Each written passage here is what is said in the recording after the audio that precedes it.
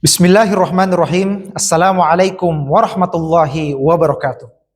Alhamdulillahilladzi arsala rasulahu bil huda wa dinil haq liyuzhirahu ala dini kullihi walau karihal kafirun walau karihal musyrikun walau karihal munafikun. Summa salatu wassalamu ala asyrafil anbiya'i wal mursalin sayyidina wa maulana wa syafi'ina wa habibina Muhammadin al-mab'utsu rahmatan lil alamin basyiran wa nadhira wa sirajan munira wa ala alihi wa ashabihi al-mujahidin at-tahirin ajma'in, amma ba'du. Ma'asyiral muslimin, sahabat dai online yang insyaallah dirahmati dan dimuliakan oleh Allah Subhanahu wa taala.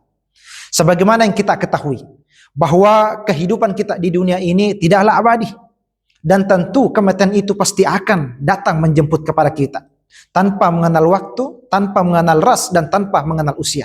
Sebab mengapa? Karena jauh sebelum Allah menciptakan dunia ini, jauh sebelum Allah menciptakan seluruh alam semesta ini beserta isinya, Allah sudah berjanji kepada kita di dalam Al-Quran, kullu nafsin dha'iqatul maut, bahwa setiap yang bernyawa itu, kata Allah, pasti akan merasakan yang namanya kematian.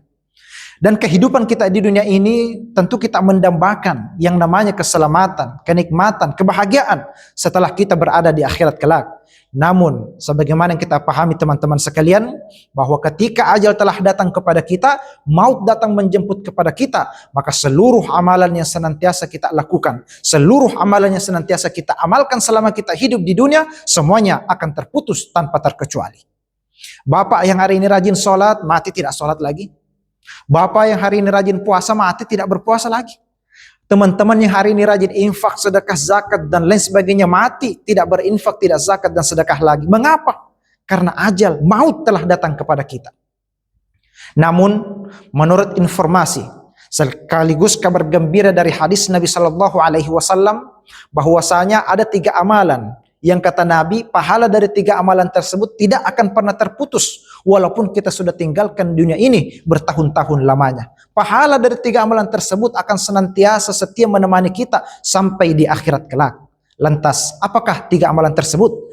Maka kata Nabi dalam hadisnya, idza matal insanu, apabila manusia telah meninggal dunia, in qata'a amuluhu, maka akan terputus seluruh amalannya illa min salasin, kecuali 3.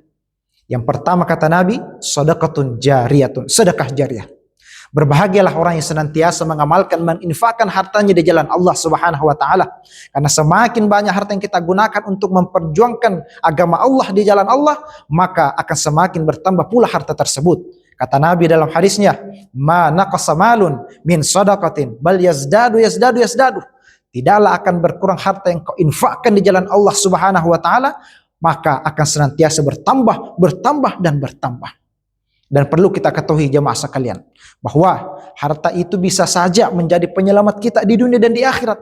Tapi justru sebaliknya, apabila harta tersebut kita gunakan di jalan yang penuh dengan kemurkaan Allah Subhanahu wa taala, maka yakin demi Allah saya katakan, harta itu akan menjadi malapetaka, bencana bagi diri kita, keluarga kita di dunia dan di akhirat. Karena salah satu bentuk pertanyaan yang akan kita hadapi di akhirat kelak adalah tentang harta. Min aina iktasabahu wa ila aina anfaqahu.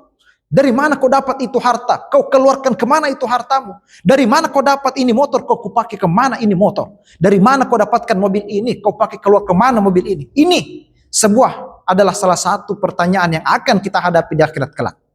Ini yang pertama.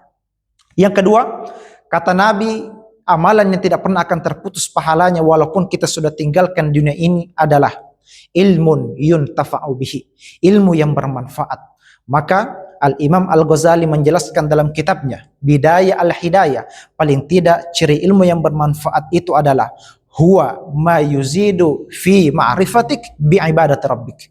Adalah ilmu yang apabila semakin engkau pelajari, lantas menambah rasa semangatmu untuk semakin mengetahui, mempelajari siapa Tuhan kita, yaitu Allah Subhanahu wa taala.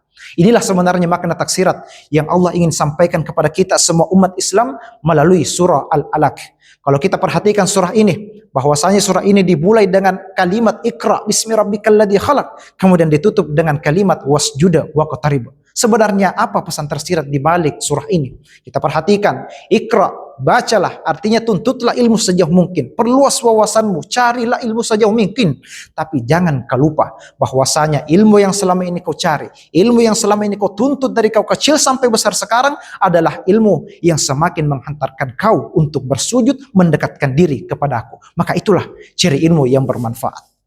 Kemudian yang ketiga sekaligus yang terakhir, amalan yang tidak pernah akan terputus pahalanya walaupun kita sudah tinggalkan dunia ini, kata Nabi, waladun soleh yada'u lahu, anak soleh yang senantiasa mendoakan kedua orang tuanya. Sekarang Al-Quran telah menjelaskan kepada kita, ciri anak yang soleh itu adalah anishkur li wali walidaik, anak yang senantiasa bersyukur kepada Allah Subhanahu wa taala, namun tidak lupa untuk berterima kasih kepada bapak dan ibunya. Karena pada dasarnya tidaklah diterima syukur seorang hamba kepada Allah Subhanahu wa taala kalau kita sendiri tidak pandai berterima kasih kepada orang yang paling berjasa dalam hidup kita, yaitu bapak dan ibu kita.